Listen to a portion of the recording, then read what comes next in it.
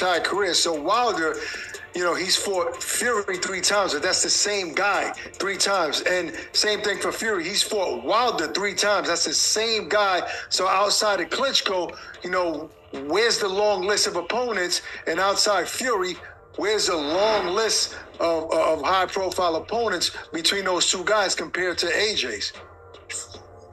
I mean, well, you know, boxing is a little more business savvy than a lot of people would think. So it's more than to it sometimes than just saying, like, we want to fight. You know, business deals got to be right. I know it's a lot of deals that don't get made, so they don't really get talked about.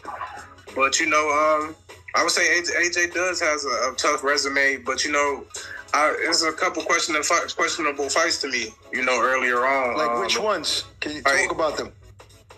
The Klitschko fight, you know, you beat up on an older Klitschko, a younger Klitschko. I don't think that fight would have went anyway the way it did.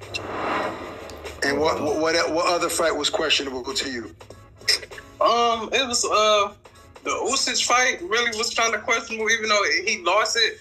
But it was just the way he was fighting. I kind of wasn't. I seen better performances from him, so it was like I don't know if he was going through a mental thing or something. But the performance from it was kind of questionable to me because from a guy that had such a high impact, and you know, not taking nothing from Usyk, but it was kind of a decline when it came up on that point of the Usyk fight. So it was like, is this the same guy we've been seeing, or is he changed? Is he a changed man?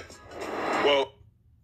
Those are the words of Jermaine Franklin as he questions Anthony Joshua's performances. And the first one, of course, was Vladimir Klitschko. He beat up on an old Vladimir Klitschko. And let me counterpunch.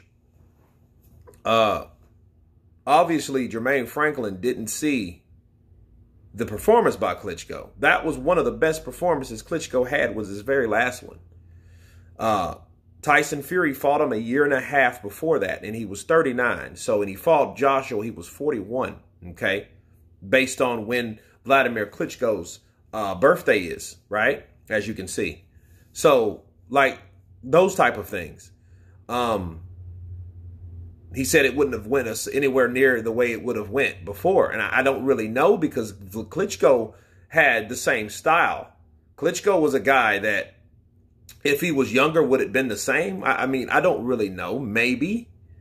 But then to take away from the performance that Vladimir Klitschko gave Joshua and performed the last particular time, and that was, he retired by choice. He didn't retire because he was forced into retirement. He retired because he knew, I can't get any better than this. You know what I mean? Maybe I could drag him in the deep waters, or maybe I can take Joshua out early because he has a stamina problem. But other than that, he made the decision to quit boxing, to retire from the sport. Okay? And the Usyk thing,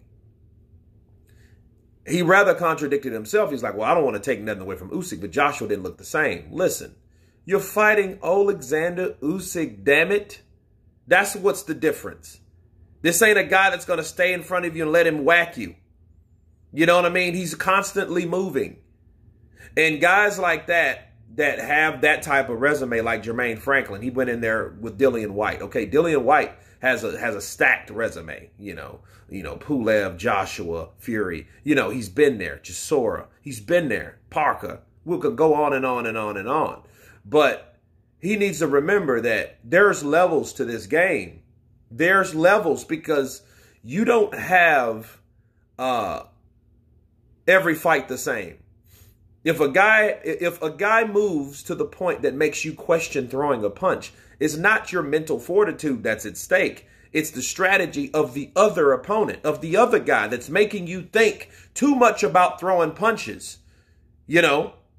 Because he doesn't want to, because Joshua didn't want to and I think Joshua's a perfectionist. And if you're a perfectionist fighting someone like Usyk, you're doomed. That's what happened to him. He fought a guy that was constantly moving forward, zip, zapping, dodging, ducking, slipping, moving, turning. That guy was doing every possible thing. And it just makes you, you know, it's like, okay, where am I punching? What am I going to punch?